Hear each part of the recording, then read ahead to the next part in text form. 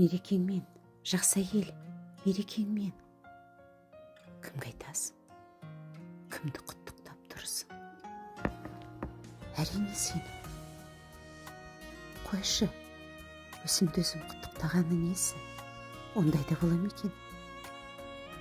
Әрине болады. Неге болмасын? Не, сен тек басқаларды ғана құттықтау керек деп ойладың ба? Неге олай ойлайсың?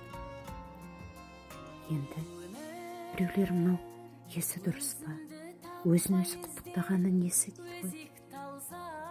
Әлде құттықтайтын ешкімі жоқ па екен? Жалғыз біреу ме екен деп қалар.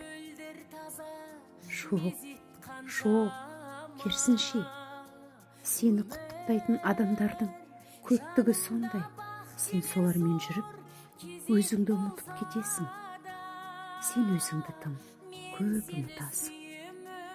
Тіпті кейде ең соңғы орынға қоясың. Енді бұл жалғыз мен емес қой. Барлық әйел заты сондай ғой. Бірінші отбасы, баласы, жары, бауырлары, жақындары соларды ойлайды ғой. Жоқ, бәрі емес. Сен сияқтылар өте сирек. Әрине, жоқ демей. Бірақ сен солардың алдыңғы қатарындағы жақсы әйелсің. Рахмет әрине. Біз шынымен өзімізді көп ұмытып кетеміз. Білесің бе? Себебі әйелдер гүл сияқтымыз. Ал гүлдер жапан далада жалғыз өсе алмайды.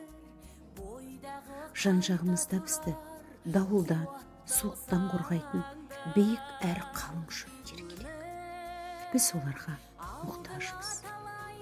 Олар мүмкін балаларымыз, бауырларымыз, жақындарымыз шығар. Олар болмаса, біздің әдемілігіміз кімге керек? Олар біздің әдемілігіміз бен нәзіктігімізге сүйсінгенін қалаймыз. Ал біз оларға мақталығымыз бен күш береміз.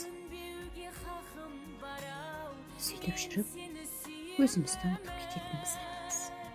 Дұрыс айтасың. Көрдің бе? Міне сенің бар жақсылығың, нәзіктігің де осында. Сен өйткені жақсы әйелсің. Өте жақсы әйелсің. Мерекеңмен, жақсы әйел. Мерекең.